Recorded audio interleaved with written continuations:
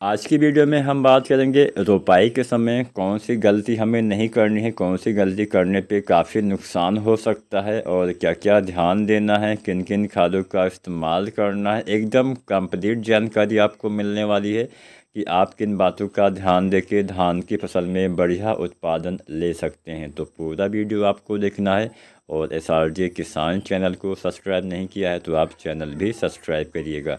तो चलिए video start करते हैं। किसान साथियों, धान की फसल में बढ़िया उत्पादन पाने के लिए समय से रोपाई करिए और समय से सिंचाई, समय से खादों का इस्तेमाल करना पड़ता है। बात करते हैं, दो तीन गलतियां होती हैं जो हम करते हैं। पहली गलती हम करते हैं कि हम जो बेसल डोज वाली खाद होती है वो रोपाई के बाद में डालते हैं। ऐसी गलती करेंगे तो फ़ायदा कम मिलेगा। कम कैसे मिलेगा?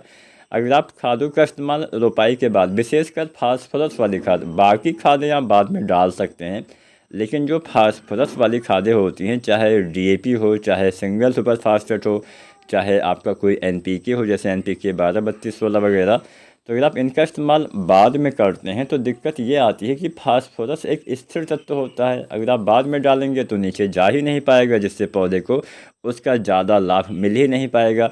तो आपको ये खादें पहले ही अंतिम जुताई के समय डाल देनी है ताकि मिट्टी में अच्छे से मिल जाए। जब आप रोपाई करें तो जड़ें वहाँ तक आसानी से पहुँच पाएँ, ताकि उसका प्रयोग आसानी से पौधे कर पाएँ।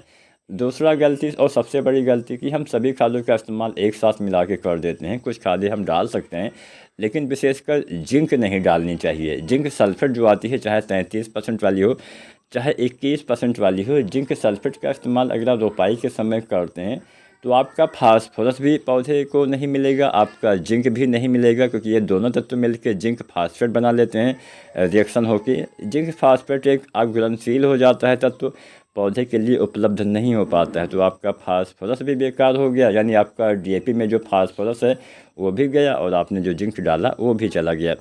तो चलिए जानते हैं किन खादों का इस्तेमाल करें और कितनी मात्रा में करें। रोपाई के समय अगर आप DAP खाद का इस्तेमाल करते हैं तो रोपाई से पहले ही आपको करना है, DAP आपको डालना है 30 किलो से लेकर 40 किलो पर एकड़ के हिसाब से। हाइब्रिड धान की वैरायटी में इतनी मात्रा आपको डालनी होती है। तो 30 से 40 किलो आपका DAP हो गया।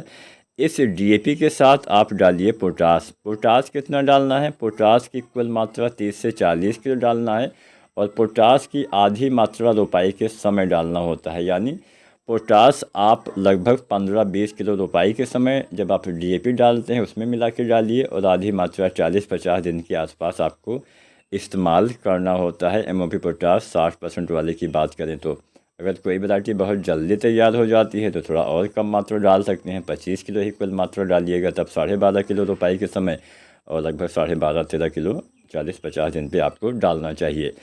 अब बात करते हैं यूरिया की। यूरिया आपको रोपाई के समय नहीं डालना है, क्योंकि हम DAP डालेंगे तो कुछ नाइट्रोजन की पूर्ति हो जाएगी। तो पहली बात, यूरिया DAP अगर आप डालते हैं तो रोपाई के 1 सप्ताह के आसपास आपको डालना चाहिए। कितना डालना है? लगभग 15 से 20 किलो पहली बार यूरिया रोपाई से 1 सप्ताह के भीतर। चाहे तो रोपाई के समय डाल सकते हैं, लेकिन मैं ऐसी मात्रा, ऐसे तरीके बताता हूँ जिससे आपको ज़्यादा फ़ायदा मिले रोपाई के समय, क्योंकि खेत में पानी भरा रहता है और भरे हुए पानी में यूरिया डालने से उसका कम प्रयोग पौधे कर पाते हैं। पानी के साथ या तो नीचे चला जाता है और या तो हवा में वाष्प बन के उड़ जाता है। तो यहाँ पे इस बात का भी आपको ध्यान देना है। आप 1 सप्ताह के आसपास यूरिया डालिएगा और कोशिश करिए कि जब बहुत ज़्यादा पानी भरा हो तब यूरिया डालने से बचिए और सिंचाई करने के बाद ही यूरिया डालिए तो अच्छा रहेगा।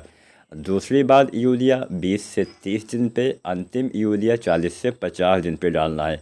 और दूसरी बात, यूरिया 30 से 40 किलो डालना है, अंतिम बार भी यूरिया 30 से 40 किलो आपको इस्तेमाल करना है। जब आप दूसरी बार यूरिया डालते हैं तो साथ में आप जिंक डालिए।